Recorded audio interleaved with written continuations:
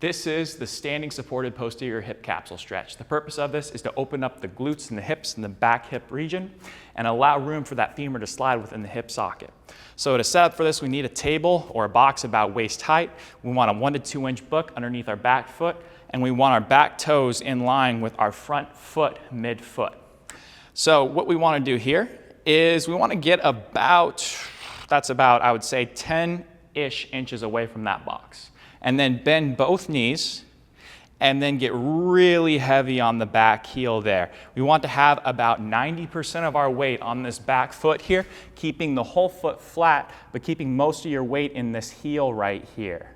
Very nice. We should be able to feel the whole heel ground. A little bit of Trevor's shoe is off here, but he's still got his whole foot here secure. This is just the back part of his shoe, but his heel is grounded on that book. Now keep feeling your big toe, little toe, but again, most of the weight's back here.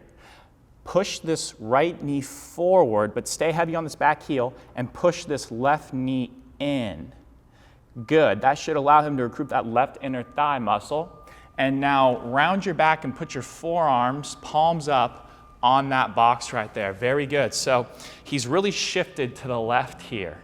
And what he should feel is as he keeps that right knee going forward, which is really just going to keep the knee in the same place because he's staying really heavy on this back left heel, this should give him a stretch, this weird sort of bony stretch sensation in his back left pocket.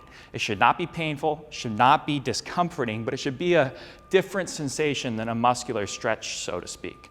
So what we're going to feel here as we exhale is a little tiny bit of side bend to the left.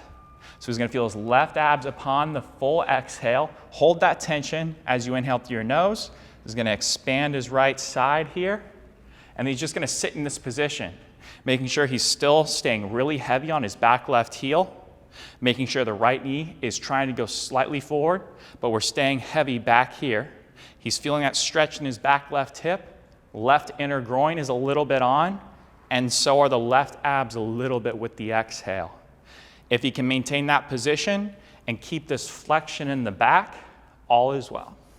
The most common mistake we see in this activity is that people will be too arched or extended through their back. So they'll do this and then they extend, and this is not what we're looking for because extension of the back is actually a substitution or a compensation for this opening of the space in the back hip right here. So we want to train the ability to achieve this opening without relying on our back to help us do it. So we want this to round and stay rounded and tucked from his mid-back all the way down into his low back. Don't be afraid of going into some flexion here. That actually helps you sense that stretch better. The other common mistake we see is that people will forget to feel their heel and they'll go really far onto their toes. This heel will lose contact, or the weight will be more on the forefoot than the rear foot, and they're going to lose that stretch. We're going to find that stretch by staying back and pushing that front knee slightly forward, but keeping 90% of our weight on this back foot right here.